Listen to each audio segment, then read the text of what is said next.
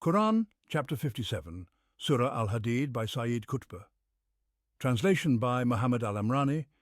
In the name of God, the most compassionate, the most merciful, whatever is in the heavens and on earth glorifies God, for He alone is almighty, wise. To Him belongs the dominion of the heavens and the earth. He gives life and causes death, and He has power over all things. He is the first and the last, the outward and the inward, and He has full knowledge of everything. He it is who created the heavens and the earth in 6 days, and then established Himself on the throne.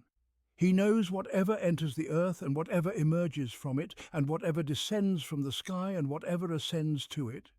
And He is with you wherever you are, and God sees all that you do. To Him belongs the dominion of the heavens and the earth, and to God all matters shall return for judgment. He merges the night into the day, and He merges the day into the night, and He knows well all that is in the hearts. Believe in God and His messenger, and spend from that which He has made you trustees over. For those of you who have believed and spent in charity shall have a great reward. And what is the matter with you that you do not believe in God, while the messenger calls you to believe in your sustainer, and He has already taken your covenant, if you are truly believers? He it is who sends down clear signs to His servant, in order to bring you out of the depths of darkness into the light. And indeed, God is full of kindness and mercy towards you. And what is the matter with you that you do not spend in the cause of God, when to God belongs the inheritance of the heavens and the earth? Not equal among you are those who spent and fought before the conquest of Makkah. Such people are greater in rank than those who spent and fought afterwards. But to all, God has promised the best reward.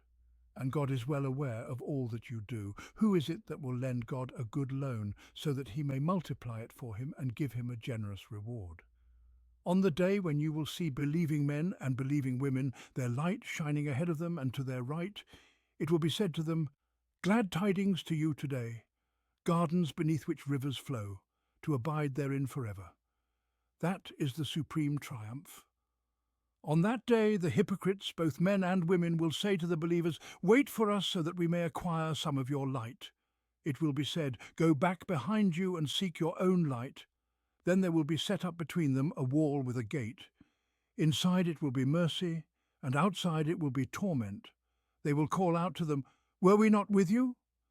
They will say, "Yes, but you deluded yourselves, and you waited and doubted, and false hopes deceived you, until God's command came, and the deceiver deceived you concerning God."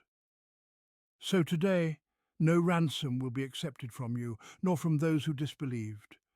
Your abode is the fire. It is your master. What a wretched destination. This surah in its entirety is a call to the Muslim community to realize within themselves the true essence of their faith. This is the essence that purifies the soul for the sake of God's cause, so that the soul holds nothing back, not even its life or its wealth, not even the stirrings of its heart or the innermost secrets of its being. It is this essence that transforms human souls into something divine, even as they walk upon the earth. Their scales of judgment are the scales of God, and the values they cherish and compete for are those that weigh heavily in this divine balance. It is also the essence that makes hearts truly aware of God's reality, so that they tremble in awe at His remembrance, shuddering and fleeing from every obstacle, every distraction that hinders them from rushing towards Him. Based on this great truth, the surah calls the Muslim community to sacrifice in the cause of God, sacrificing both their lives and their wealth. Believe in God and His messenger, and spend from that which He has made you trustees over. For those of you who have believed and spent in charity shall have a great reward. And what is the matter with you that you do not believe in God, while the messenger calls you to believe in your sustainer, and He has already taken your covenant, if you are truly believers? He it is who sends down clear signs to His servant, in order to bring you out of the depths of darkness into the light. And indeed, God is full of kindness and mercy towards you. And what is the matter with you that you do not spend in the cause of God, when to God belongs the inheritance of the heavens and the earth? Not equal among you are those who spent and fought before the conquest of Makkah. Such people are greater in rank than those who spent and fought afterwards. But to all, God has promised the best reward. and God is well aware of all that you do. Based on this same profound truth, the surah also calls upon the Muslim community to humble themselves before the remembrance of God and the truth He has revealed, so that their sacrifice becomes a natural outcome of this humility, which rises from the primary essence of faith.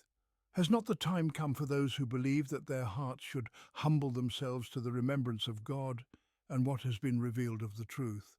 And let them not be like those who were given the scripture before, but a long period passed over them, so their hearts hardened, and many of them are rebellious.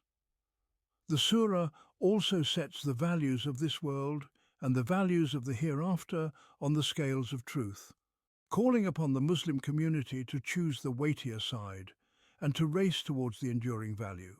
Know that the life of this world is but play and amusement and adornment and boasting among yourselves and rivalry in wealth and children. It is like rain whose growth pleases the disbelievers. Then it withers, and you see it turn yellow. Then it becomes dry stubble. And in the hereafter there is severe punishment and forgiveness from God and His good pleasure. And the life of this world is nothing but the enjoyment of delusion. So race towards forgiveness from your sustainer and a paradise as vast as the heavens and the earth, prepared for those who believe in God and His messengers. That is the bounty of God, which He bestows upon whom He wills, and God is the possessor of great bounty.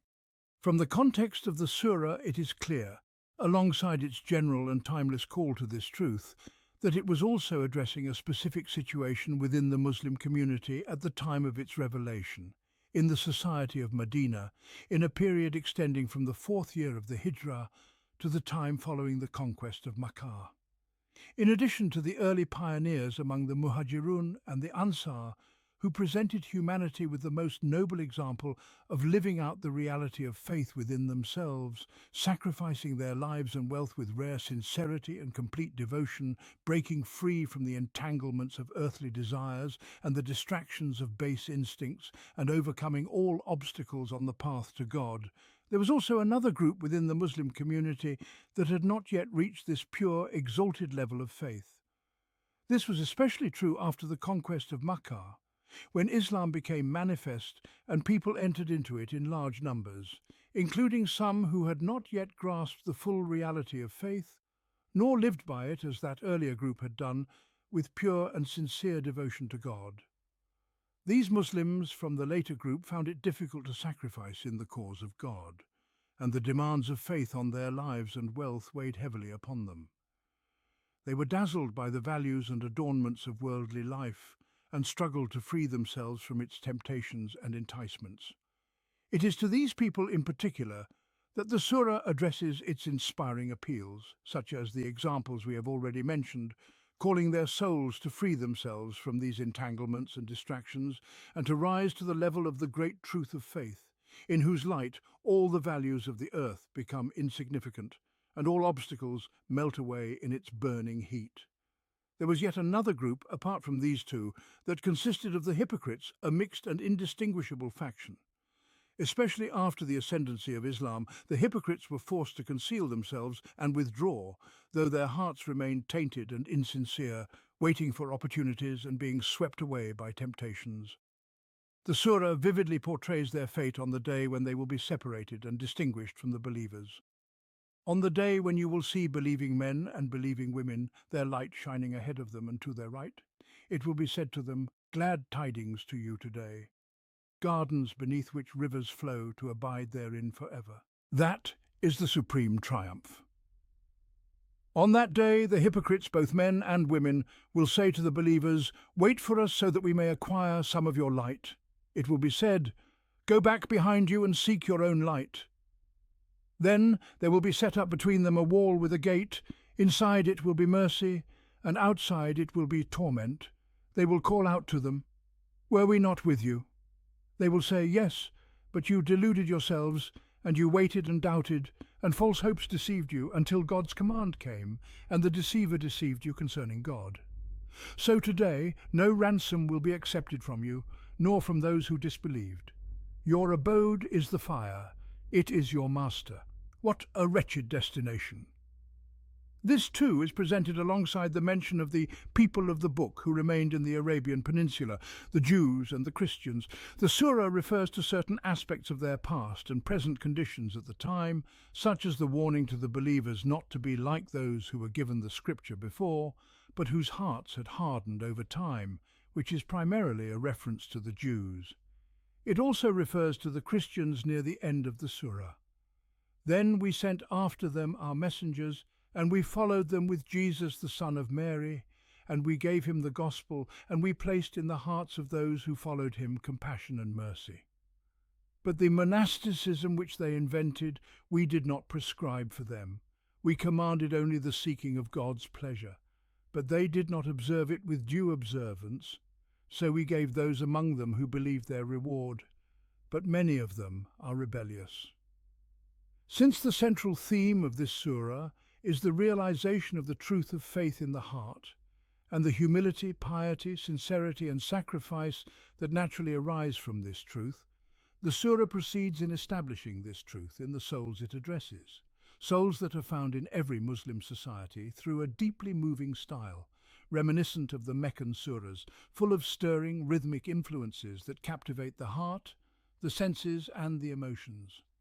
The opening verses of the surah, in particular, are a series of powerful rhythms, confronting the human heart with a collection of God's attributes, introducing him while inspiring the listener to devote themselves to him alone, as a result of the overwhelming awareness of his singular divinity, his absolute control over all existence, and the return of all things to him in the end, coupled with his knowledge of what lies hidden in the hearts and what is concealed within the breasts, and the fact that everything in existence turns to him in worship and glorification.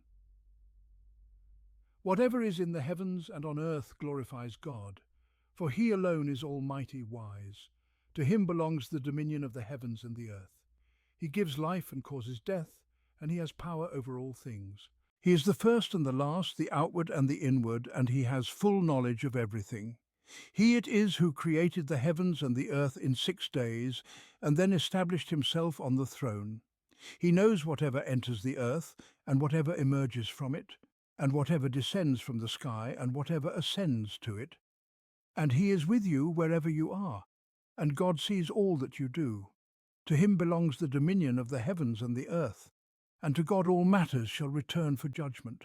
He merges the night into the day, and he merges the day into the night, and he knows well all that is in the hearts. This opening passage, with its chosen words and its rhythmic flow, is enough by itself to shake hearts to their very core, to fill them with awe, reverence and trembling, while also filling them with a living desire to devote themselves to God, to seek refuge in him, and to free themselves from the burdens and obstacles that prevent them from responding to the call to give generously of their lives and wealth. Yet the surah's context contains many other stirring influences that punctuate this call and reinforce it in various places, such as the radiant image of the believing men and women whose light shines before them and to their right, and the image that highlights the insignificance of worldly life and its values compared to the values of the hereafter, and the momentous events that will unfold therein. Another touch draws hearts back to the profound reality of divine decree, which governs all existence. No disaster strikes upon the earth or within yourselves except that it is inscribed in a book before we bring it into existence. Indeed, that is easy for God, so that you may not despair over what has passed you by, nor exult over what he has given you. And God does not love every self-deluded boaster, those who are stingy and encourage others to be stingy, and whoever turns away, then indeed God is free of need and worthy of all praise. This is so that the soul may find peace and tranquility in whatever befalls it, whether good or bad, as it journeys towards God. It does not fall into despair in times of hardship, nor does it become boastful in times of ease. It recognizes no cause, no circumstance, no event apart from God's decree, for everything is apportioned according to a determined measure for an appointed time, and all matters ultimately return to God. The surah proceeds in treating its central subject across 2 distinct phases, the first of which we have outlined at the beginning of this introduction. Many of the passages from the second phase were interwoven throughout the surah. The two phases are closely connected and consistent, and we will content ourselves with this summary, allowing us to proceed with a more detailed examination of the surah's context. Whatever is in the heavens and on earth glorifies God, for he alone is almighty, wise. To him belongs the dominion of the heavens and the earth. He gives life and causes death, and he has power over all things. He is the first and the last, the outward and the inward, and he has full knowledge of everything. He it is who created the heavens and the earth in 6 days, and then established himself on the throne. He knows whatever enters the earth and whatever emerges from it, and whatever descends from the sky and whatever ascends to it. And he is with you wherever you are, and God sees all that you do. To him belongs the dominion of the heavens and the earth, and to God all matters shall return for judgment. He merges the night into the day, and he merges the day into the night, and he knows well all that is in the hearts. This chosen, evocative opening, with its concentrated presentation of the active, creative attributes of divinity, which encompass and control everything, pervading all existence, penetrating into the innermost recesses of hearts and souls, and reigning supreme over all that is and all who exist. This opening stirs the hearts and shakes them, taking hold of them and carrying them through the vast expanse of existence until they find nothing but God, see nothing but God, feel nothing but God, realizing that there is no escape from his power, no hiding place from his knowledge, no refuge except in him, and no direction but towards his noble countenance. Whatever is in the heavens and on earth glorifies God, for he alone is almighty, wise. Thus begins the noble Quranic text at the opening of the surah, and the entire cosmos responds in harmonious glorification of God. All things in the heavens and on earth hum with this praise, and every open heart, unclouded by the veils of worldly illusion, hears this harmony. There is no need to interpret the text beyond its apparent meaning. God speaks, and we know nothing about the nature and essence of this existence more truthful than what God himself tells us. Thus, whatever is in the heavens and on earth glorifies God means precisely that. There is no need for interpretation or modification. We can take from this that everything in the heavens and on earth has a soul with which it turns to its Creator in glorification. This is the most immediate understanding, one that is confirmed by authentic reports, as well as by the experiences of certain hearts in moments of clarity, illumination, and connection with the hidden reality that lies behind the outward forms of things. In the Qur'an it is said, "O mountains, echo back with him, and the birds as well." Thus, the mountains, like the birds, echo back in harmony with David. And it is reported in an authentic narration from Sahih Muslim on the authority of Jabir ibn Samura that the Messenger of God, peace and blessings be upon him, said, "In Makkah there is a stone that used to greet me before I was sent as a prophet. I still know where it is." And it is related by Al-Tirmidhi, with his chain of transmission, on the authority of Ali ibn Abi Talib, may God honour his face, that he said, "I was with the Messenger of God in Makkah, and we went out to one of its outskirts. No tree or mountain faced him without saying, 'Peace be upon you, O Messenger of God.'" And it is related by Al-Bukhari in his Sahih, with his chain of transmission on the authority of Anas ibn Malik, who said, "The Messenger of God used to deliver his sermons leaning against the trunk of a palm tree. When a pulpit was made for him and he delivered his sermons from it, the trunk cried out like a she-camel. So the Prophet came down and embraced it, and it calmed down." The verses of the Qur'an are numerous and explicit in affirming this cosmic truth. Do you not see that all those in the heavens and on earth, and the birds spreading their wings, glorify God? Each knows its prayer and its glorification. Do you not see that all those in the heavens and on earth prostrate themselves to God, the sun, the moon, the stars, the mountains, the trees, the animals, and many of the people? There is nothing that does not glorify his praise, but you don't discern their glorifications. There is no need to force an interpretation of these clear statements to align with preconceived notions about the nature of things, conceptions that are not derived from this Qur'an. All of our understandings of existence and all of our perceptions of the universe should first and foremost stem from the decrees of the creator of this universe, the originator of this existence. He alone is almighty wise. Thus, the glorification by all that is in the heavens and on the earth is a result of his overwhelming might and his perfect wisdom. For he is the one who dominates everything with his power, and he is the one who makes everything according to his wisdom. No sooner has the human heart awakened from the flood of this verse, from the festival of existence glorifying its creator in the heavens and on the earth, than the Quranic context takes it on a new journey through the vast dominion of the heavens and the earth. To him belongs the dominion of the heavens and the earth. He gives life and causes death, and he has power over all things. Indeed, everything in the heavens and on the earth glorifies God, the sovereign of the heavens and the earth, who has no partner in his dominion. This is the glorification of the owned before its sole owner, who gives life and causes death. He creates life and he creates death. He decrees life for every living being and decrees death for it as well. And nothing happens except by his decree, which he has ordained. Life remains a mystery in its essence, a mystery in its source. No one can say where it came from nor how it came to be. Moreover, no one knows what it truly is in its deepest reality. The Quranic text tells us that it is God who gives life to the living, and no one can deny this or prove otherwise. And death, like life, is a veiled secret. No one knows its nature, and no one has the power to bring it about, for no one other than the giver of life has the power to take it away. This, then, is one of the manifestations of God's absolute sovereignty over the heavens and the earth. He gives life and causes death, and he has power over all things. This comprehensiveness, without limitation or restriction, belongs to his absolute will. It proceeds without boundaries, extending to whatever he wills in whatever way he wills. Any limitation that the human mind, with its limited logic, tries to impose on this will of any kind or colour is a false conception, arising from the limited nature of the human mind.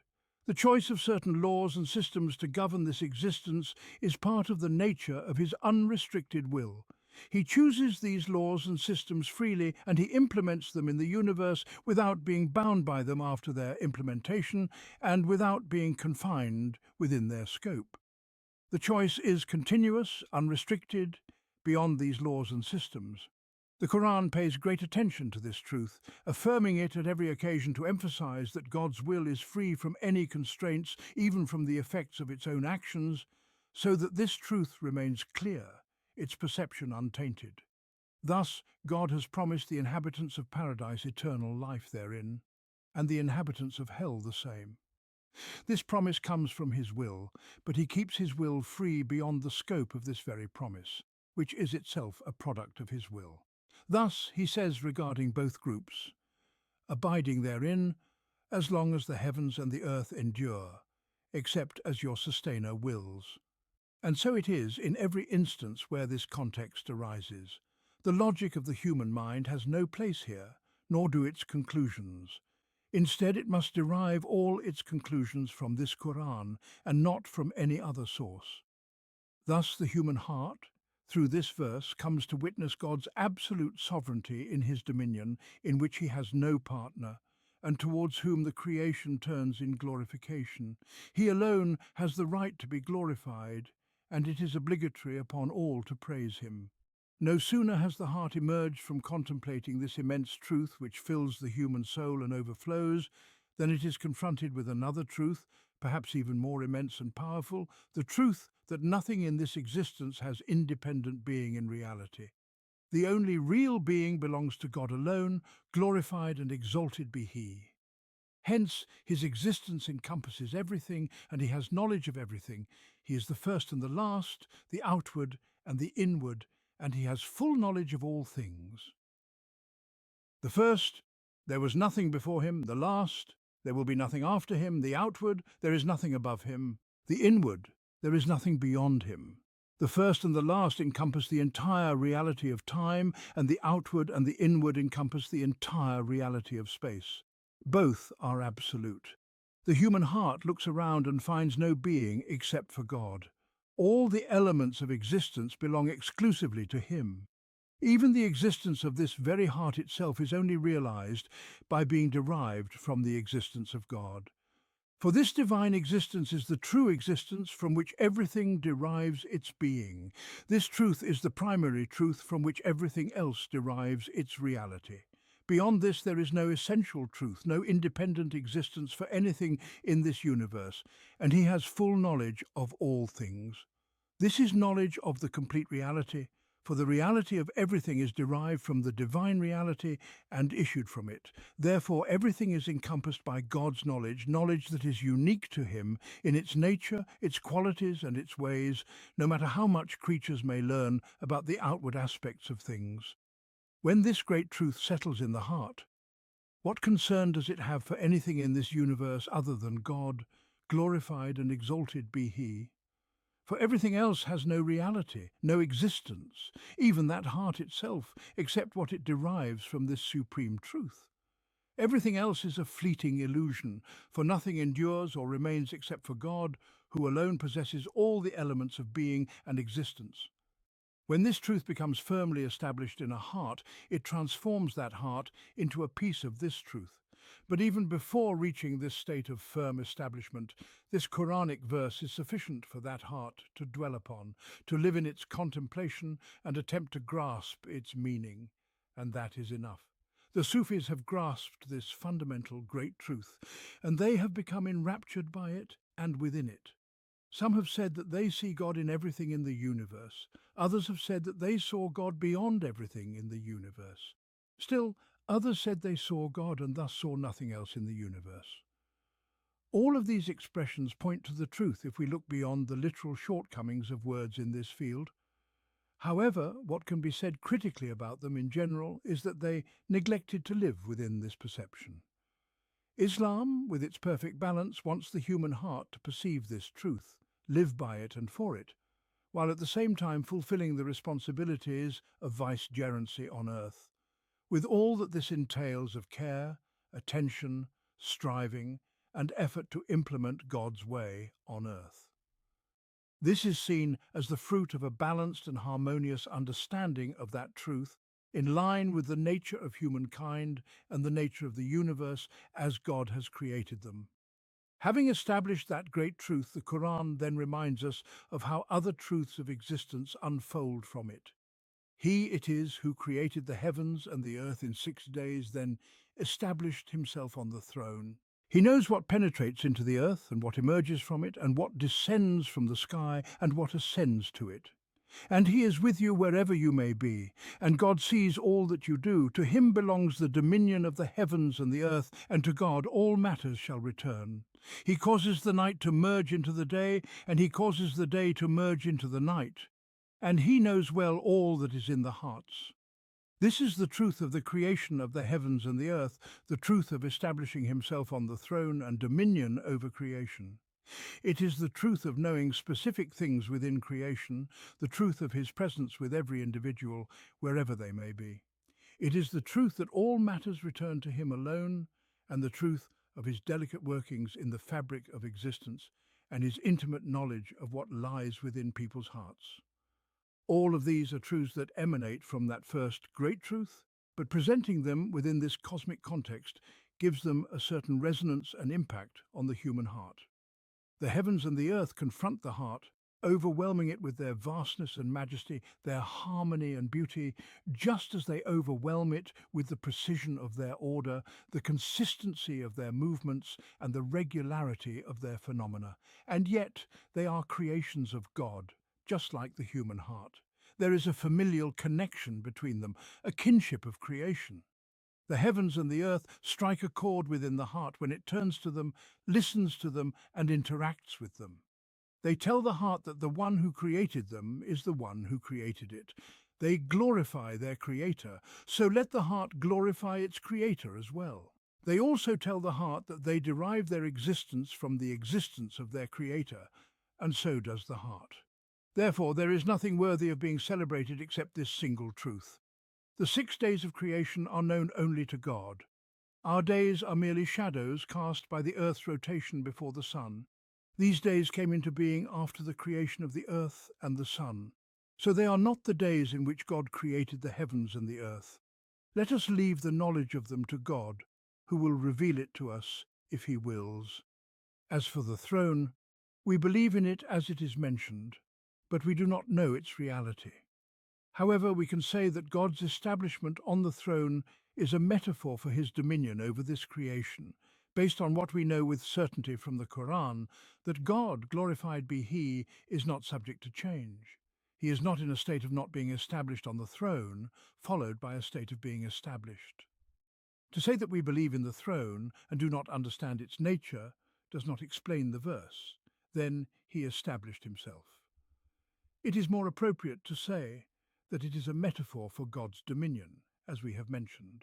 This interpretation does not depart from the method we have outlined earlier, for it does not arise from our own preconceptions, but is based on the Qur'an itself and the understanding it conveys of God's essence and attributes.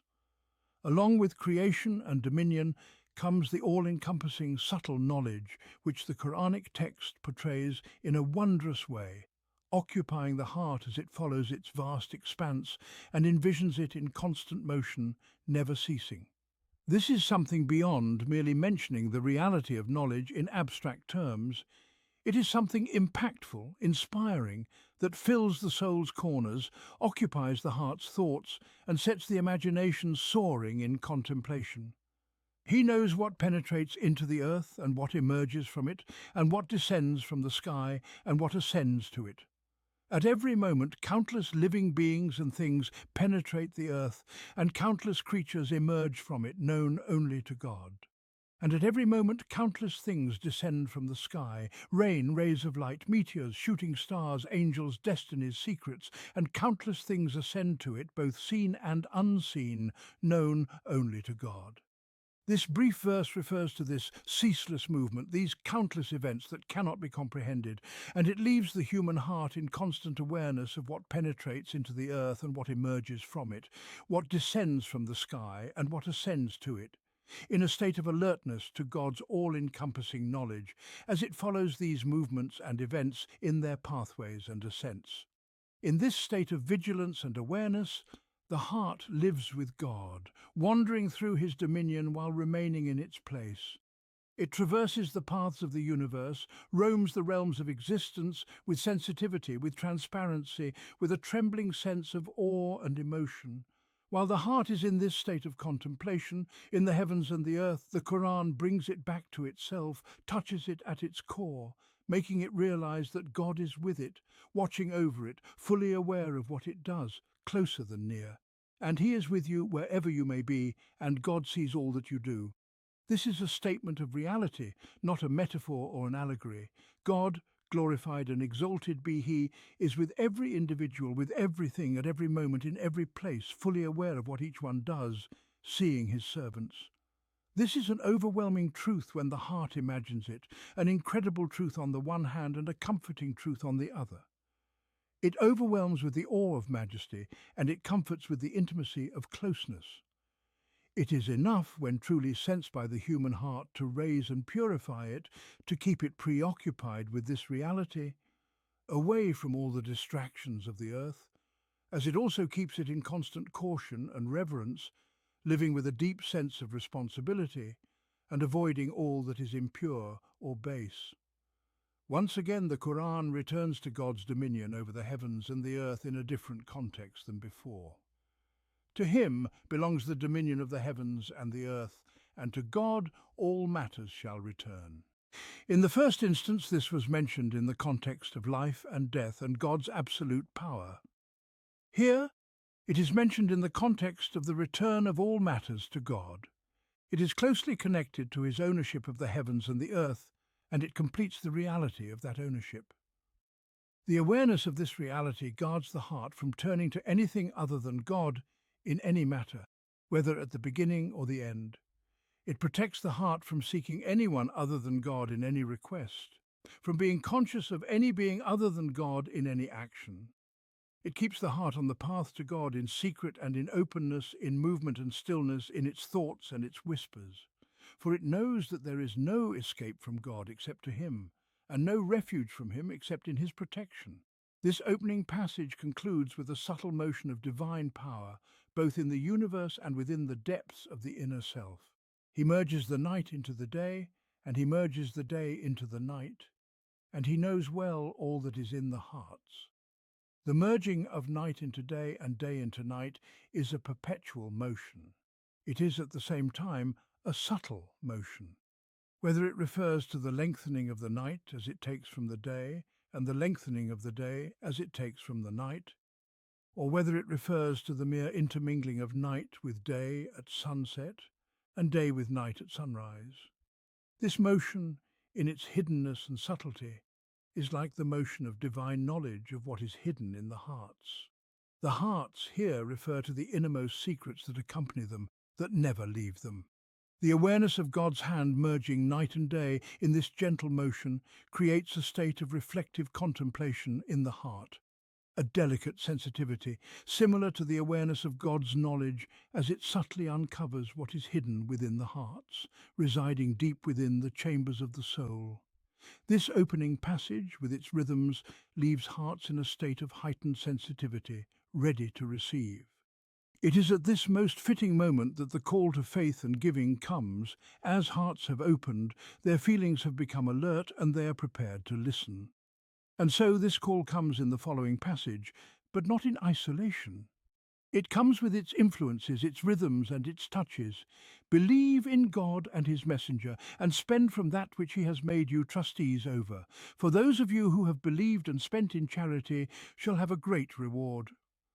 And what is the matter with you that you do not believe in God, while the messenger calls you to believe in your sustainer? And he has already taken your covenant, if you are truly believers. It is who sends down clear signs to his servant in order to bring you out of the depths of darkness into the light. And indeed, God is full of kindness and mercy towards you. And what is the matter with you that you do not spend in the cause of God, when to God belongs the inheritance of the heavens and the earth? Not equal among you are those who spent and fought before the conquest of Makkah. Such people are greater in rank than those who spent and fought afterwards. But to all, God has promised the best reward, and God is well aware of all that you do. God, exalted be he, addresses the hearts that he himself has created. He knows their states, is aware of their inward paths, and beholds their hidden depths. He knows that the purity of belief, the sincerity of heart, and the settled conviction of faith, such faith from which deeds and outcomes naturally spring forth into the realm of life, in the form of sacrifice, generosity, and selfless offerings made solely for God's sake, are matters that weigh heavily upon human capacity. Such things require great effort and long perseverance. Hence, he enlists for this purpose these rhythmic cadences and moving influences, unveiling cosmic truths for the hearts to witness, be affected by, and weigh all things against these grand and precise measures. He addresses the hearts time and time again, step after step, never leaving them to a single proclamation or statement, nor a solitary influence that strikes their chords and then disappears. The divine methodology of the Qur'an in treating hearts is worthy of deep reflection by those who call others to God, so that they may ponder upon it and strive to emulate it. The initial cadences at the beginning of the surah are of such power, continuity, depth and impact that they can shake the most hardened hearts, soften the most callous souls, and leave them trembling with sensitivity. Yet, the Qur'an does not leave the hearts of those it addresses to these initial touches alone, as it calls them to faith and charity in the following passage. Believe in God and his messenger, and spend out of that which he has made you trustees over. Here the addressees are already believers, yet they are called to believe in God and his messenger. This then is the essence of faith they are being summoned to realize in their hearts. It is a subtle reminder. They are also called to give, and with this call comes a suggestive touch, for they are not giving out of what they themselves possess, but rather from what God has entrusted them with from his own dominion. He is the one to whom belongs the heavens and the earth. It is he who has entrusted the children of Adam with a portion of his dominion. He is the one who gives life and death, appointing generations to succeed one another. Thus, this reference is connected to the overarching truths presented earlier in the opening of the surah.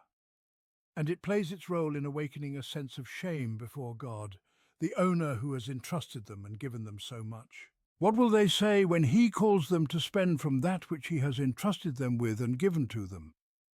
And how could they hold back from generosity, knowing that God is the true giver, whose treasures are never depleted? What could possibly withhold them from giving, when that which is in their hands is merely a loan from God? Yet he does not leave them merely to this reminder, which stirs within them a sense of shame and hope. Rather, he addresses them with a new influence, one that fills them with both reverence for God's generosity and longing for his bounty. Those of you who believe and spend in charity, for them there is a great reward. How could anyone hold back from belief and giving in the face of such grace and generosity? But the Qur'an does not leave them to these initial touches alone either. Instead, it insists upon their hearts, pressing upon them the imperatives of faith and its natural consequences in the reality of their lives and circumstances. And what is the matter with you that you do not believe in God, while the messenger calls you to believe in your sustainer, and he has already taken your covenant, if indeed you are believers? He it is who sends down clear signs to his servant in order to bring you out of the depths of darkness into the light. And indeed God is full of kindness and mercy towards you. What then holds them back from true faith, when the messenger is among them, calling them to believe in their sustainer? They have already pledged allegiance to him and given him their covenant. What holds them back from faith in God, who sends down clear signs to his servant to bring them out of the darkness of doubt, misguidance, and hesitation into the light of guidance, certainty, and tranquility? In all of this, there are clear signs of God's tenderness and mercy towards them. Indeed, the blessing of the messenger's presence among the people, calling them with the language of heaven, addressing them with the words of God, linking them to God in the depths of their souls and the intricacies of their personal matters, is a blessing beyond comprehension when we ponder it from afar. This period, the time of revelation and the life of the messenger, peace be upon him, is truly a wondrous time. God, majestic is his glory, addresses these human beings, made by his own hands through the tongue of his servant, peace be upon him, and in a tender divine mercy he says to them, "Take this and leave that. This is my path, so follow it. Your steps have faltered, so here is my rope. You have erred and sinned, so repent, and my door is wide open. Come, do not stray far, and do not despair of my mercy, which encompasses all things. And you, O so-and-so by name and person, you said such and such, and it was wrong. You intended such and such, and it was sinful. You did such and such, and it was a transgression. Come here before me, purify yourself, repent and return to my protection. And you, O so-and-so by name and person, the matter that troubles you, here is its solution. The question that preoccupies you, here is its answer. The deed you have done, here is its worth. It is God. He is the one who speaks to these beings. They live with him, feeling his presence with them, truly and in reality. They sense that he listens to their complaints in the stillness of the night and responds to them. They feel that he watches over them at every step, caring for them at every turn. This is something beyond what anyone who did not live through that period can fully comprehend. Yet these people addressed by these verses lived through it. And even so they needed such treatment, such tender touches and such reminders. This is a grace from God and a mercy in addition to his earlier grace and mercy. This is something that can only be appreciated by those who were not destined to live during that wondrous period. It is narrated in Sahih al-Bukhari that the messenger of God, peace be upon him, once said to his companions, "Which of the believers do you consider to have the most wondrous faith?" They said, "The angels." He said, "And why should they not believe when they are with their sustainer?" They said, "Then the prophets." He said, "And why should they not believe when revelation descends upon them?" They said, "Then we." He said, "And why should you not believe when I am among you?" Then he said, "But the most wondrous faith belongs to a people who will come after you. They will find scriptures and will believe in what is written in them." The messenger of God spoke the truth. Faith is indeed something that varies in degrees. The influences and imperatives of faith that they had at their disposal were immense, truly wondrous. And so he wondered aloud at how they could fail to believe, even as he urged them to realize faith in their hearts. if they were truly believers. Then he moves them from the imperatives and influences of faith to the imperatives and influences of charity, with emphasis and repetition. And what is the matter with you that you do not spend in the cause of God, when to God belongs the inheritance of the heavens and the earth? This reference brings them back to the earlier truth. To him belongs the dominion of the heavens and the earth, and to God all matters return. The inheritance of the heavens and the earth belongs to him, and it will all return to him. What they have been entrusted with, therefore, will ultimately come back to him. So what holds them back from spending in his cause when he calls them to give, seeing that it is he who has entrusted them with what they possess, and all of it will return to him? What remains of the reasons for greed and miserliness in the face of these truths, presented in such a profound address? The select group of early believers, both the Muhajirun and the Ansar, exerted themselves to the utmost, offering their lives and wealth during the time of hardship and difficulty before the conquest, whether the conquest of Makkah or the Treaty of Hudaybiyah. Both events brought honor to Islam during the days when it was a stranger in the land, besieged from all sides, pursued by every enemy, with few supporters and allies. Their sacrifice was pure, untainted by any hope for worldly gain or public recognition before a large following of Muslims. It was a sacrifice that sprang from the finest of choices they made before God, and from their zeal for this creed, which they had embraced and preferred over everything, even their own lives and wealth. However, in terms of quantity, what they gave was little compared to what those who came after the conquest were able to give. Some of the later givers would offer amounts comparable to what they had heard the early believers had given. At this point, the Qur'an came down to weigh the offerings of both groups according to the scales of truth, and to declare that quantity is not what tips the scales, but rather the motivation and the reality of faith that it represents. Not equal among you are those who spent and fought before the conquest. They are greater in rank than those who spent and fought afterwards.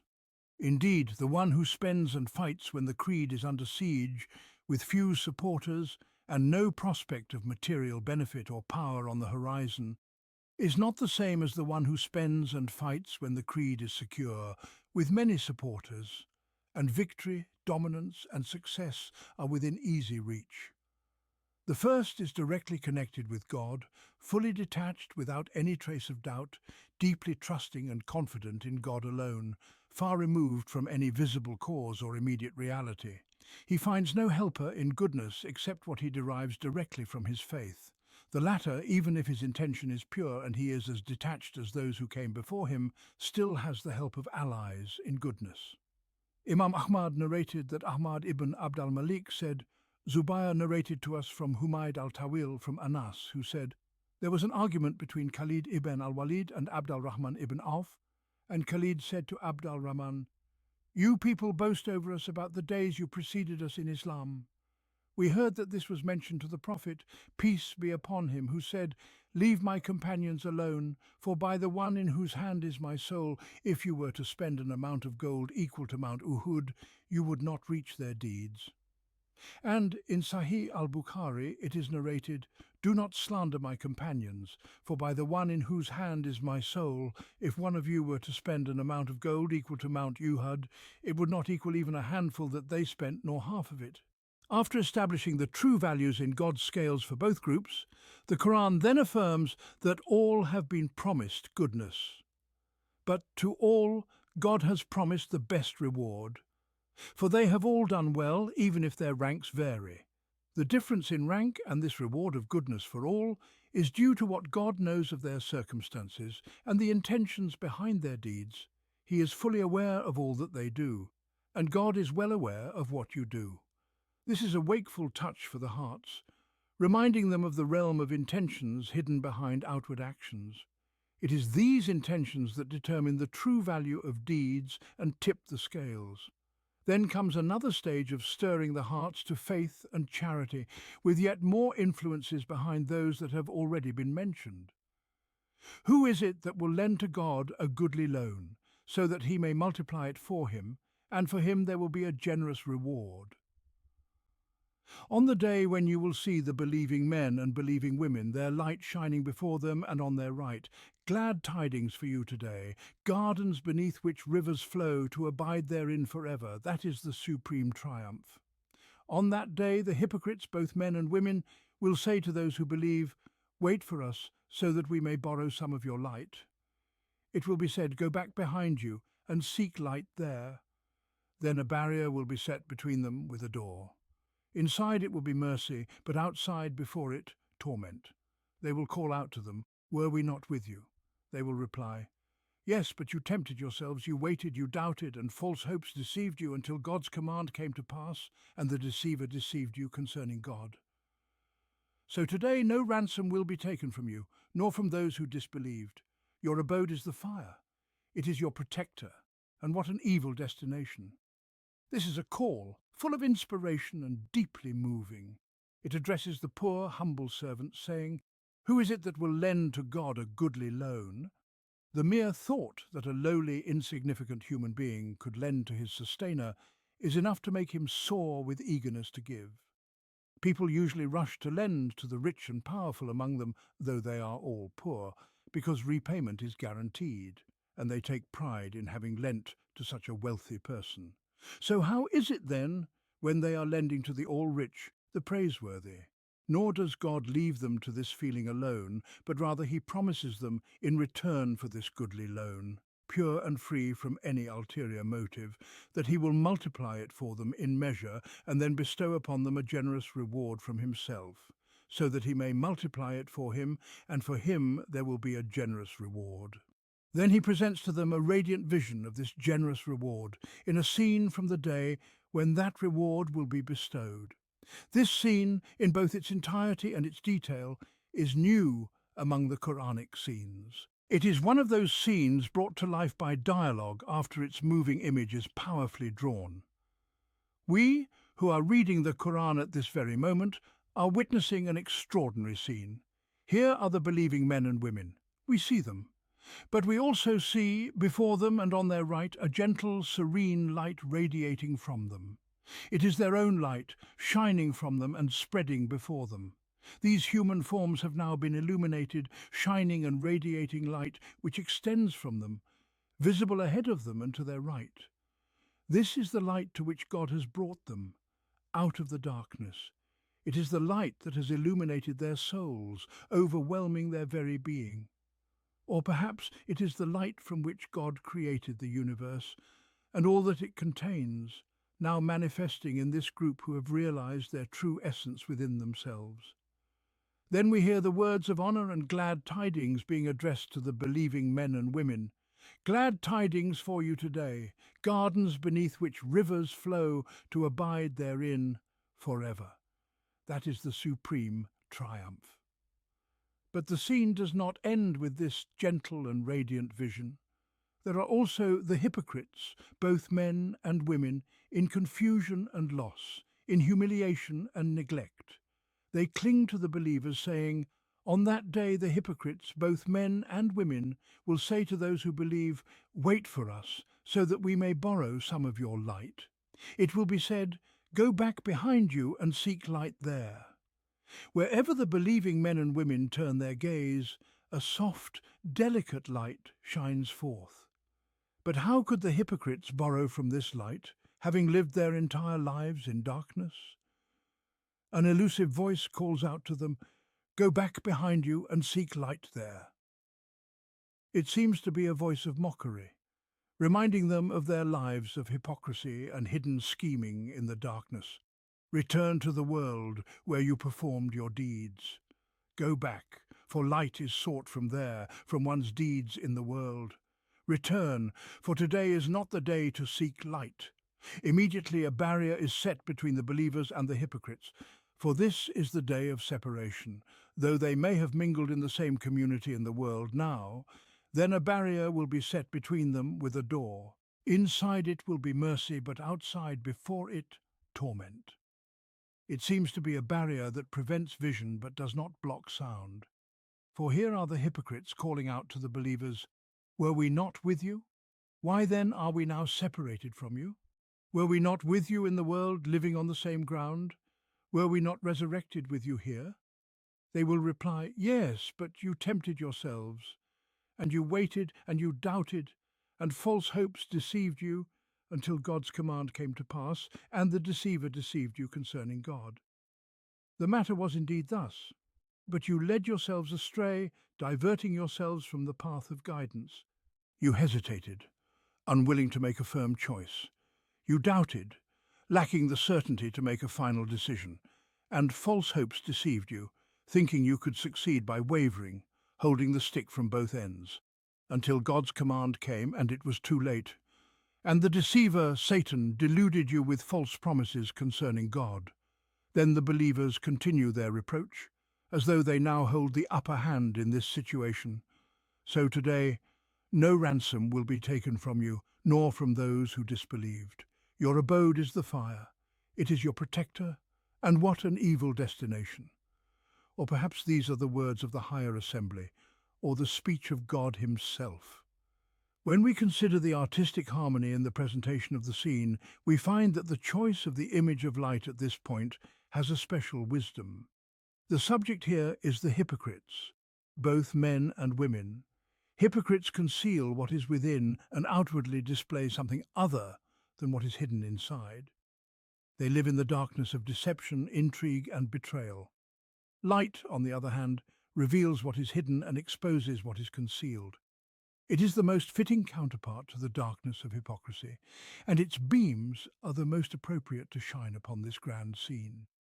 It illuminates the way ahead of the believing men and women, while the hypocrites remain in the darkness, which matches the darkness of their hearts and the hidden recesses of their treacherous souls. And now which heart would not yearn for that light on that day?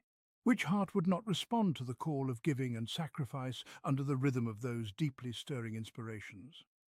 Indeed, it is the Qur'an that steadily and continuously addresses the hearts, calling them with the knowledge of the one who knows all, who understands their nature, their entrances, their pathways, what moves them and what influences them. The second section of the surah continues in this call, offering further inspirations to evoke a response following this method and in this path.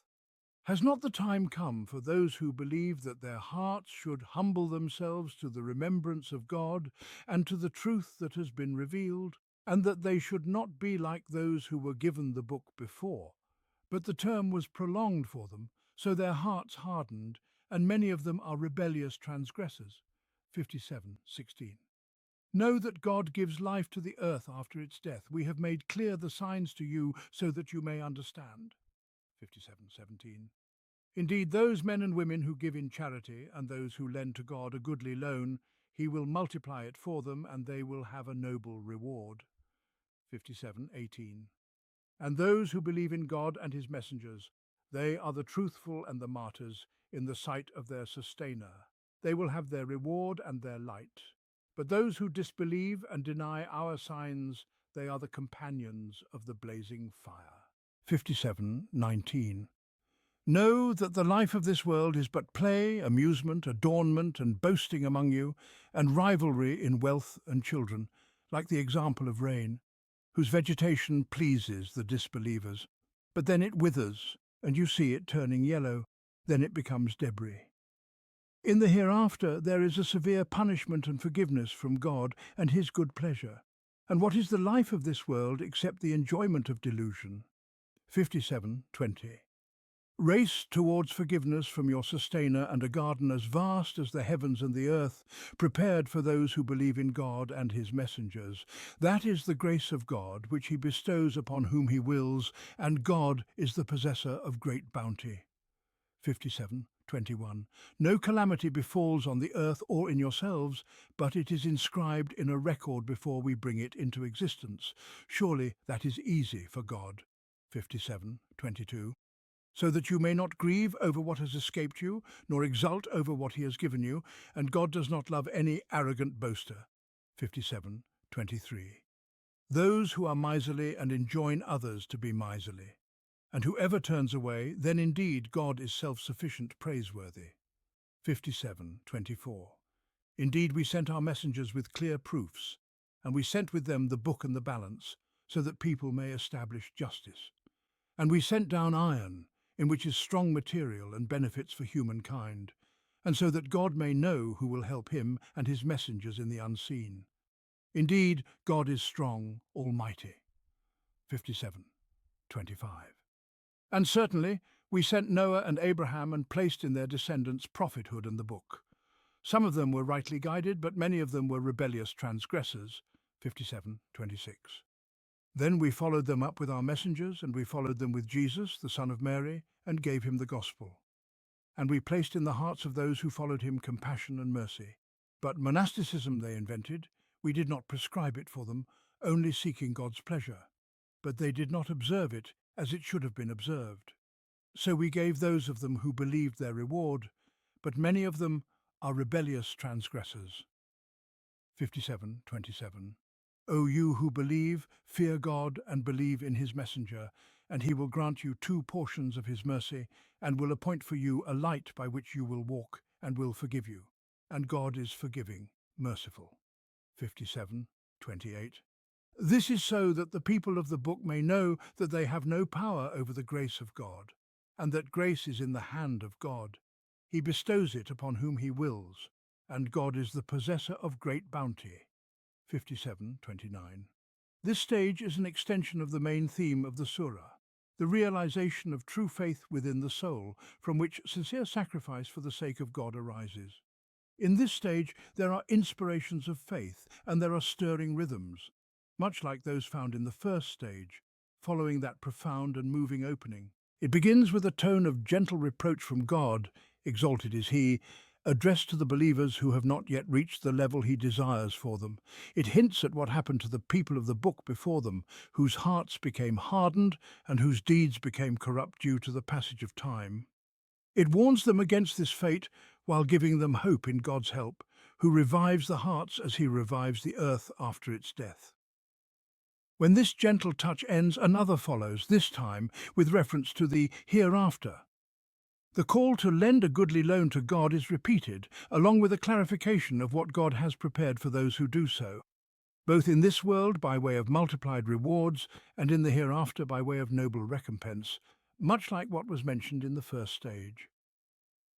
A third touch places the values of this world in God's balance, comparing them to the values of the hereafter, where the values of this world appear as light trifles, while the hereafter outweighs them with the seriousness that deserves attention.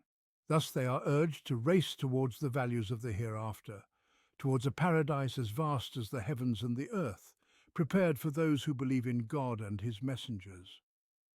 A fourth touch brings them back from the realm of the hereafter to their present reality, linking their hearts to God's decree in all circumstances, whether in ease or hardship. Thus, sacrifice becomes easier for them, and none of the fleeting adornments of this world can dazzle them, for their hearts are connected to the heavens. After this, a portion of the history of God's call on earth is presented to them, where the unity of the divine path becomes evident and the deviation from it is shown to be the path of the rebellious in every age. They are reminded of what happened to some of the people of the book, just as they were reminded at the beginning of the stage. This leads to a final call, urging them to fear God and believe in his messenger, so that they may receive 2 portions of his mercy, a light by which to walk and forgiveness. For God's grace is not exclusive to the people of the book, as they claim.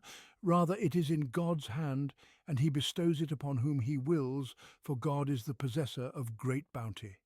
Thus the surah unfolds from beginning to end, with a steady rhythm, in a consistent line, where the repeated rhythms strike the hearts, varied yet similar. The repetition is just enough to deepen the effect of the rhythm on the heart, striking while the heart is still hot with the heat of the previous rhythm. Has not the time come for those who believe that their hearts should humble themselves to the remembrance of God and to the truth that has been revealed, and that they should not be like those who were given the book before, but the term was prolonged for them, so their hearts hardened, and many of them are rebellious transgressors? Know that God gives life to the earth after its death. We have made clear the signs to you so that you may understand. It is a touching reproach from the noble, merciful sustainer, expressing impatience at the slow response of the hearts, upon which he has already bestowed his grace. He sent them the messenger to call them to faith in their sustainer, revealing to him clear signs to bring them out of darkness into light, and showing them his signs in the universe and creation, signs that awaken and warn. This reproach is filled with affection, urging them to feel the majesty of God, to humble themselves to his remembrance, and to receive what has been revealed with the reverence, awe, obedience, and submission befitting the grandeur of the truth. Yet there is also a sense of rebuke and impatience in the question. Has not the time come for those who believe that their hearts should humble themselves to the remembrance of God and to the truth that has been revealed? Alongside this urging and impatience is a warning against the consequences of delay and slackness in responding, and a reminder of the rust that covers the hearts when time passes without purification, and how they become hardened after softness when they forget the remembrance of God and fail to humble themselves to the truth. And that they should not be like those who were given the book before, but the term was prolonged for them, so their hearts hardened, and many of them are rebellious transgressors. There is nothing beyond a hardened heart except corruption and transgression. Indeed, the human heart is quick to change and quick to forget. It becomes translucent and radiant, filled with light, fluttering like a beam of sunlight. But if left for too long without remembrance or reflection, it becomes dull and hard. Its brightness fades, and it darkens and thickens. Therefore, it must be constantly reminded so that it may remember and humble itself. And it must be constantly worked on so that it may soften and become transparent. It must remain vigilant so that it does not become dull and hard. But there is no despair for a heart that has become lifeless, hardened and dull. Life can still flow into it, it can still radiate light, and it can still humble itself to the remembrance of God. For God gives life to the earth after its death, making it pulse with life, bloom with plants and flowers, and bear fruit. So too can the hearts, when God wills, know that God gives life to the earth after its death. And in this Qur'an, there is that which revives the hearts as the earth is revived, providing them with nourishment, water and warmth. We have made clear the signs to you, so that you may understand. Following this reviving touch, this reproach that stirs the soul, and this reminder and warning, comes a new incentive for giving and sacrifice. Indeed, those men and women who give in charity and those who lend to God a goodly loan, he will multiply it for them, and they will have a noble reward. And those who believe in God and his messengers, they are the truthful and the martyrs in the sight of their sustainer. They will have their reward and their light. But those who disbelieve and deny our signs, they are the companions of the blazing fire. Those who give in charity, both men and women, are not doing a favour to those who receive their charity, nor are they dealing with people. Rather, they are lending to God and dealing directly with him. What greater incentive for giving could there be than the realization that the one who gives is lending to the self-sufficient, the praiseworthy, and that they are dealing with the owner of all existence? What could be more motivating than knowing that what they spend will be returned to them many times over, and that they will receive, in addition, a noble reward? The station of the truthful is a lofty one, as portrayed in the noble prophetic traditions. Yet, despite the height of this station, it is, by the grace of God, accessible to anyone who seeks it. It is not reserved for certain individuals or groups. Whoever truly believes in God and his messengers can aspire to this lofty station, for God's grace knows no bounds, and those who believe in God and his messengers, they are the truthful. This is the unique feature of this religion. It is a path open to all humanity, a horizon to which all may aspire.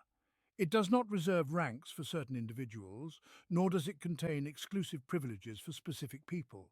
The only thing that elevates one to the highest ranks is action. This religion does not accommodate privileged classes. Imam Malik narrated in his Muwatta from Safwan ibn Sulaim, from Ata ibn Yasar, from Abu Sa'id al-Khudri, that the Messenger of God, peace and blessings be upon him, said, The people of paradise will look at those in the lofty rooms above them as you look at a bright star in the distant horizon, whether in the east or the west, due to the difference in their ranks. They said, O messenger of God, are those the dwellings of the prophets which no one else can reach? He said, No, by him in whose hand is my soul, they are for men who believed in God and believed the messengers. This is the touch of faith. As for the touch of sacrifice, it follows in the words, and the martyrs in the sight of their sustainer, they will have their reward and their light. The station of the martyrs is mentioned many times in the Qur'an, and the prophetic traditions regarding it are numerous. This religion cannot be established without protection, nor can it be realized on earth without struggle. Struggle to safeguard the faith, to ensure the safety of the believers, and to protect the law from corruption. Hence, the martyrs in the path of God, who alone are granted this title, have their unique station and their nearness to their sustainer, a nearness expressed by the phrase, with their sustainer. In the two Sahihs, it is narrated that the souls of the martyrs are in the bodies of green birds that roam freely in paradise wherever they wish. Then they return to their lamps. Their sustainer looked upon them and asked, What do you wish for? They said, We wish to return to the world and fight in your cause so that we may be killed again as we were the first time. But he said, I have decreed that they shall not return to it. In another narration in the Sahihain from Anas, may God be pleased with him, the Prophet, peace and blessings be upon him, said, No one who enters paradise would wish to return to this world even if he were offered all that is in it, except for the martyr who would wish to return to the world and be killed 10 times over because of the honour he sees. Thus, life becomes insignificant to those who hear these inspirations and come to know the station of martyrdom with God. Imam Malik, narrated from Yahya ibn, said that the Messenger of God, peace and blessings be upon him, encouraged jihad and mentioned paradise. A man from the Ansar was eating dates in his hand, and he said, It seems I am too eager for this world if I sit here until I finish these. So he threw down what was in his hand and rushed to the battlefield until he was killed. It is reported that this man was Ubayy ibn al-Humam. May God be pleased with him. While the truthful ones enjoy their lofty station and the martyrs their noble station, the Quranic text says of the disbelievers, But those who disbelieve and deny our signs, they are the companions of the blazing fire. Who then would forsake honour and bliss and choose to be among the companions of the blazing fire? The third touch in this stage comes as a commentary on the call to faith and sacrifice, and the call to martyrdom and selflessness.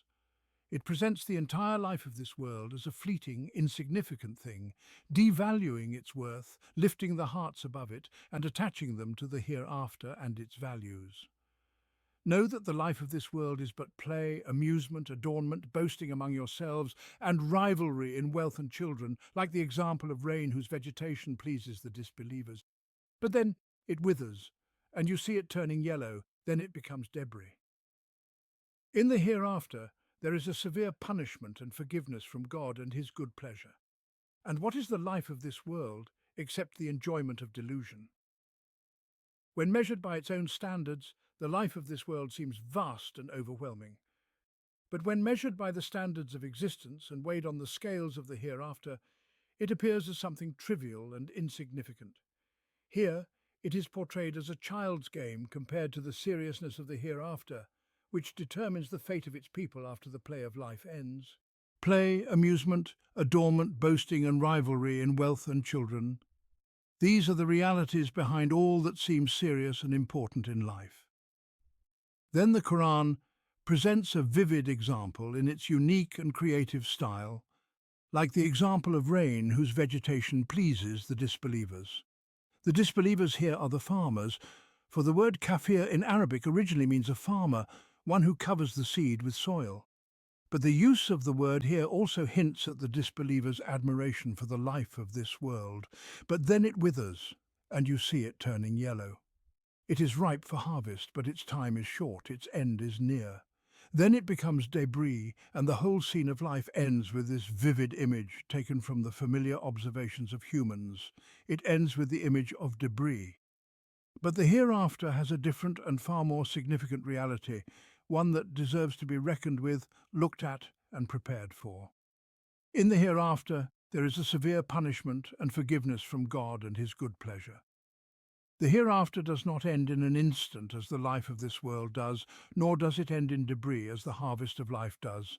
Rather, it culminates in reckoning, reward, and eternal consequences, something that truly warrants attention. And what is the life of this world except the enjoyment of delusion? This worldly life has no true substance of its own. It derives its allure from deceptive illusions, deluding its people and distracting them from the truth until suddenly it leaves them empty-handed. This is the truth when the heart truly seeks the truth.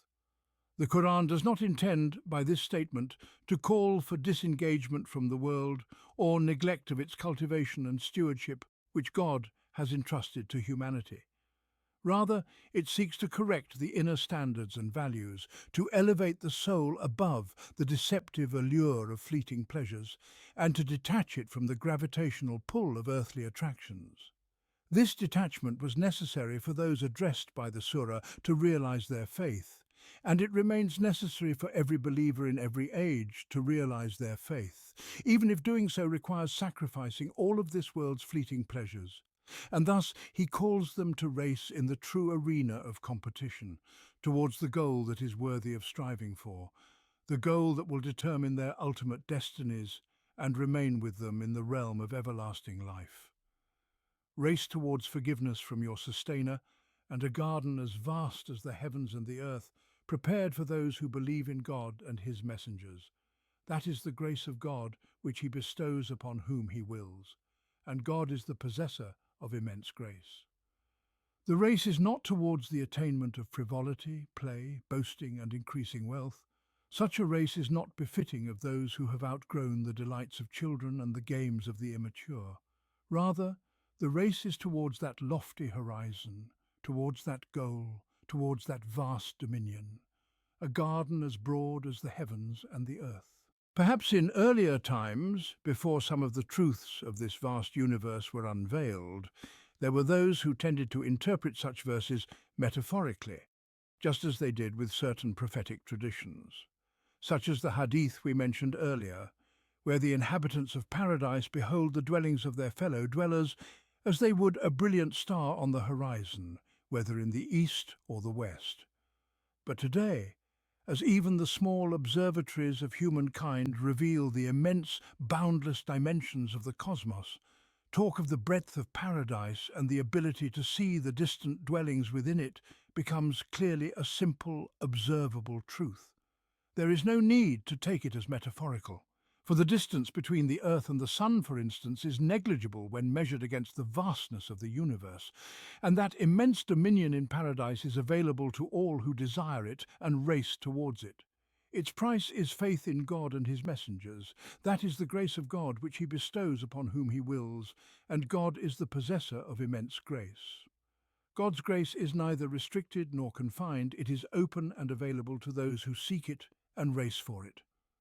So, let the competitors race for this, and not for the limited, short-lived and confined domain of the earth. The believer, the one who holds this creed, must engage with this vast existence and not limit themselves, their vision, their imagination, their concerns and their emotions to the narrow, small world of the earth. They must do so to fulfill their role as a bearer of faith, a difficult task, one that clashes with the base desires and ambitions of people, just as it clashes with the misguidance of hearts and the crookedness of souls. They will face resistance from falsehood, which clings stubbornly to its place on earth, and this can only be endured by one who engages with a reality far greater than this life, broader than this earth, and more enduring than this transient world. The scales and standards of this earth do not represent the ultimate truth that should settle in the heart of the believer. The relationship between the earth's size and the size of the universe, or the earth's age and the span of eternity, is so vast that the scales of the earth cannot even begin to define or indicate it. Thus, the believer remains elevated in the horizon of this great truth above the small reality of the earth, no matter how much that reality may swell, stretch, or expand. they continue to engage with that great truth, liberated from the restrictions of this small world, interacting with the vast existence that encompasses eternity and infinity, the broad dominion of the hereafter, and the unwavering values of faith that remain unaffected by any disturbance in the deceptive narrow scales of this worldly life. This indeed is the role of faith in the life of the chosen believers, to reform the values and scales of life, not to submit to them or be constrained by their demands. Then comes the fourth touch in a profound rhythm about God's decree, which none can escape. No calamity befalls the earth or yourselves except that it is inscribed in a book before we bring it into being. Surely that is easy for God, so that you may not grieve over what has escaped you, nor exult over what he has given you. And God does not like any arrogant boaster, those who are stingy and enjoin others to be stingy. But whoever turns away, then surely God is free of all needs, worthy of all praise. This existence is so precise and well measured that no event happens except it has been decreed beforehand in its design, meticulously calculated in its being. There is no room for chance, nor is there anything arbitrary. Before the earth and before the creation of souls, every event that would unfold was already known to God in his complete and precise knowledge. In God's knowledge there is no past, no present, and no future. These temporal divisions are simply markers for us, children of mortality, by which we perceive the boundaries of things. We cannot comprehend things except by distinguishing them with limits of time and space. We are only capable of grasping the absolute in fleeting moments, when our souls connect with that absolute through means other than those we are accustomed to in perceiving things. But as for God, limitless is he in his glory. He is the absolute reality, fully aware of this existence as a whole, unbound by time or space. This universe and all that transpires within it from its inception to its end is comprehended in God's knowledge as a complete whole, without boundaries of time or space.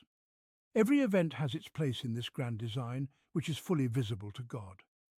Thus every calamity, whether good or bad, for the word encompasses both in its linguistic sense, occurs in the entire earth and within the souls of humankind, inscribed in that eternal book long before the earth and souls came into their present forms. Surely that is easy for God. The value of this truth, which the mind cannot conceive otherwise when contemplating the grand reality of existence, lies in the tranquility and serenity it instills in the human soul when facing both good and bad events. It prevents one from falling into despair that shatters the soul and burns with regret in times of hardship, and it prevents one from exulting excessively and losing balance in times of ease, so that you may not grieve over what has escaped you nor exult over what he has given you. The broadness of perspective, engagement with the vast existence, imagining eternity and infinity and seeing events in their decreed place in God's knowledge, these make the soul wider, deeper and more stable when facing transient events as they unfold in the movement of the cosmic existence. A person is prone to despair and is easily swayed by events when they separate themselves from the larger existence and interact with events as if they were isolated occurrences clashing with their small individual existence. But when they settle into the realization that they and the events that pass over them and over others and over the entire earth are but particles in a grand body, this existence, and that these particles are arranged perfectly in the grand design, necessary for one another, and that all of this is decreed, designed, and known in God's concealed knowledge. When this realization takes root in their consciousness and emotions, they feel at peace and tranquil with all that is decreed. They neither mourn excessively over what has passed, nor do they exult unrestrainedly over what has come. Instead, they move in harmony with God's decree, in contentment and acceptance, the contentment of one who knows that what exists is exactly what should exist. This level of understanding may be beyond the reach of most, but for the rest of the believers, it is enough that they do not allow grief over hardship or joy over ease to distract them from turning their hearts toward God, remembering him in both states, and maintaining balance in their joy and sorrow. Ikrimah, may God be pleased with him, said, "No one is free from feeling joy and sorrow, but let your joy be expressed in gratitude and your sorrow in patience." Such is the balanced moderation of Islam, made easy for those of sound nature. And God does not like any arrogant boaster, those who are stingy and enjoin others to be stingy. The connection between this truth and arrogance, boasting and stinginess is clear. Whoever realizes that everything that befalls them is by God's decree will neither boast nor be arrogant about what they are given, nor will they be stingy or encourage others to be stingy in giving. But as for the one who does not perceive this truth, they think that whatever they possess, of wealth, power or status, is solely due to their own effort, so they boast and become arrogant. Then they withhold from giving and urge others to do the same, thus affirming their principle and path. But whoever turns away, then surely God is free of all needs, worthy of all praise. Whoever gives, gives for their own benefit, and whoever responds, responds for their own good. God is free of any need for his servants, who are themselves in need, and God is inherently praiseworthy, receiving no increase in his glory from the praises of those who praise him. Then the final section of the surah comes, summarizing the course of the message and the history of this creed, from Noah and Abraham, affirming its truth and its purpose in the world of humanity, while briefly touching upon the state of the people of the book, especially the followers of Jesus, peace be upon him. Indeed, we sent our messengers with clear proofs, and we sent down with them the book and the balance, so that people may uphold justice. And we sent down iron, in which there is great strength as well as benefits for people, and so that God may know who supports him and his messengers in the unseen. Indeed, God is powerful, almighty. And we sent Noah and Abraham, and we placed in their descendants prophethood and the book. Some of them are rightly guided, but many of them are corrupt. The message is one in its essence, brought by the messengers who came with clear signs, and most of them were supported by miracles. Some of them were given a book, and the verse says, "We sent down the book with them," referring to the messengers collectively and the book as a unified whole, to highlight the oneness of the message in its essence. And along with the book came the balance. All the messages were sent to establish a fixed balance in the world and in human life, a balance to which humanity might return when evaluating deeds, events, things and people, and upon which they might base their lives, safeguarded from the turbulence of whims, the differences of temperaments, and the conflicts of interests and desires.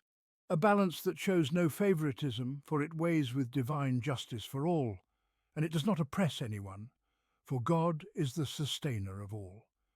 This balance sent by God in his message is the only guarantee for humanity from the storms, earthquakes, and disruptions that beset them in the tumult of desires, the confusion of emotions, and the chaos of competition and selfishness.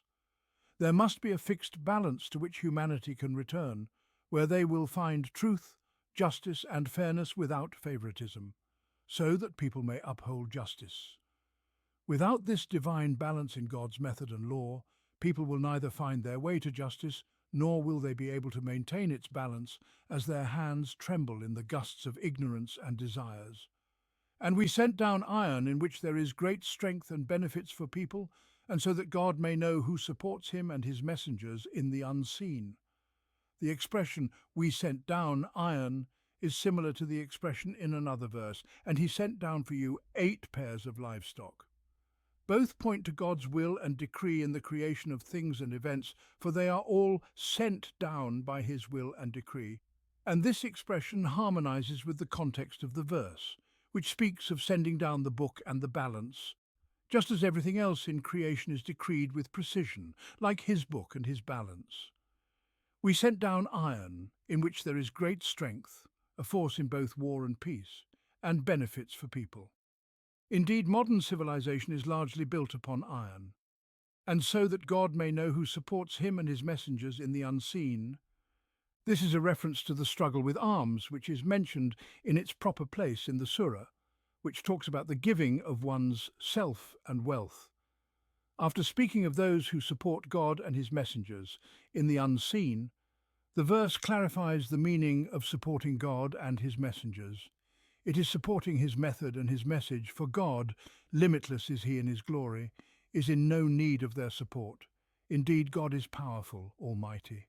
Having affirmed the unity of the message in its essence, its book, and its balance, the verse returns to affirm its unity in its messengers, all of whom are from the descendants of Noah and Abraham.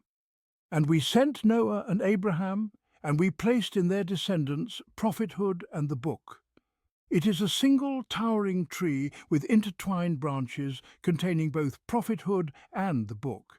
It stretches from the dawn of humanity beginning with Noah, and when it reaches Abraham, it branches out, extending and spreading, so that prophethood emerges from that great branch, which becomes a towering trunk that extends to the last of the messages.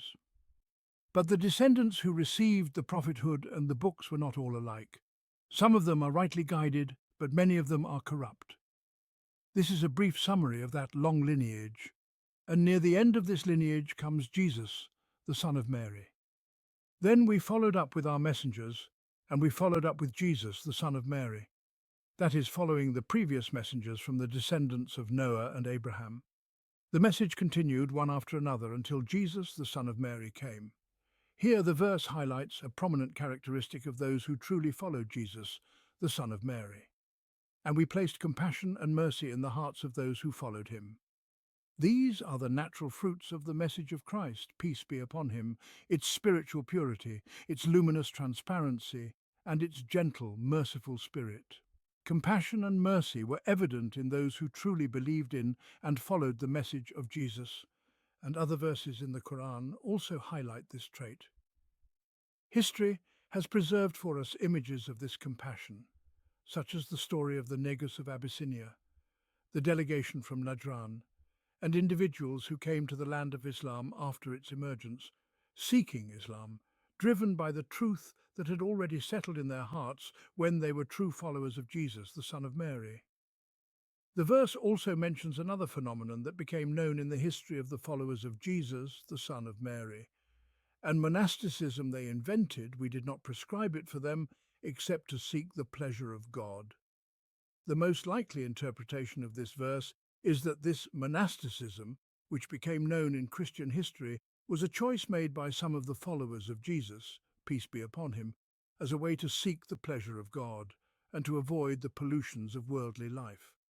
God did not prescribe it for them initially, but once they chose it and made it obligatory upon themselves, they became bound before God to honor its obligations and uphold its requirements: purity, asceticism, contentment, chastity, remembrance, and worship, all of which fulfill within themselves the true sincerity to God that they intended by this monasticism they invented.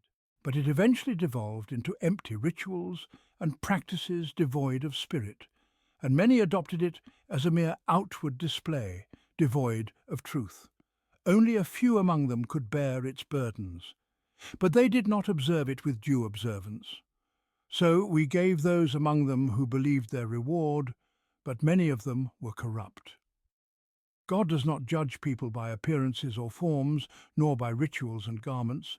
He judges them by their actions and intentions, and he holds them accountable for the truth of their feelings and conduct. He is the one who knows the secrets of hearts and the innermost thoughts.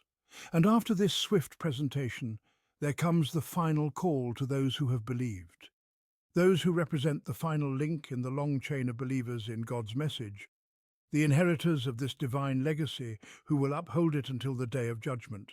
O you who have believed, be conscious of God and believe in his messenger. He will grant you a double portion of his mercy, and will bestow upon you a light by which you shall walk, and will forgive you. For God is most forgiving, most merciful, so that the people of the book may know that they have no power over any of God's grace, and that grace is in God's hand alone, and he grants it to whomever he wills. For God is the possessor of immense grace. This call, O you who have believed, carries a special resonance, touching their hearts, awakening the meaning of faith within them, reminding them to take care of this faith, to nurture it as it deserves to be nurtured. It stirs their connection to their sustainer, who addresses them with this noble and beloved call. And in the name of this bond, he calls them to be mindful of God and to believe in his messenger. Here, the faith being asked of them has a unique significance, the essence of true faith, and the profound effects that emanate from it. Be conscious of God and believe in his messenger. He will grant you a double portion of his mercy. This is an extraordinary expression, for the mercy of God is indivisible. Merely touching a person with it transforms them completely. Yet, in this expression there is a sense of extended mercy, a greater outpouring of grace. And he will bestow upon you a light by which you shall walk. This is a gift directly from God, placed in the hearts of those who are conscious of him and who believe truly in his messenger. It is a light that illuminates those hearts, causing them to shine and allowing them to see the truth beyond veils and barriers, beyond forms and appearances.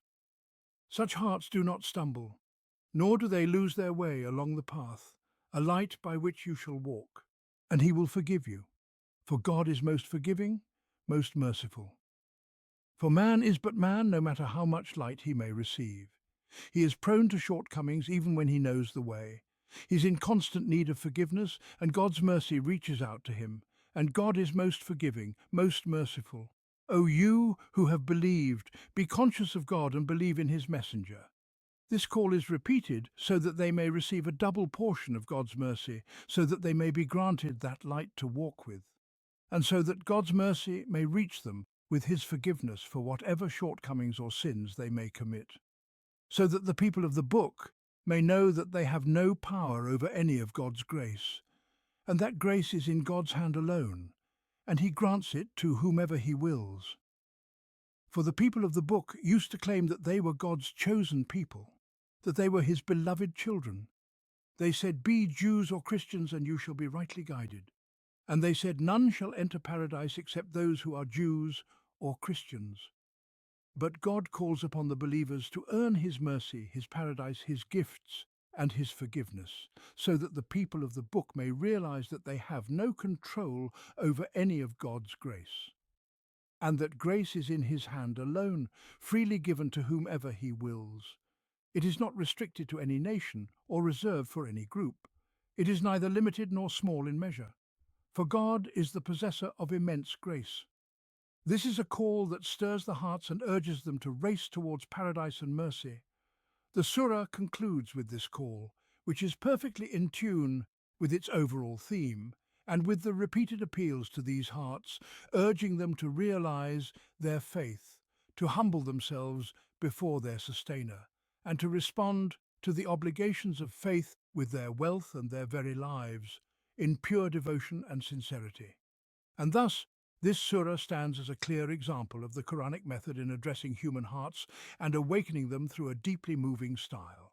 From its beginning, through its progression until its conclusion, in its rhythms, its imagery, and its shadows, in the way it tackles its theme and moves from point to point, round after round, it is a beautiful lesson for the bearers of this divine call. It teaches them how to speak to people, how to awaken their innate nature, how to stir their hearts.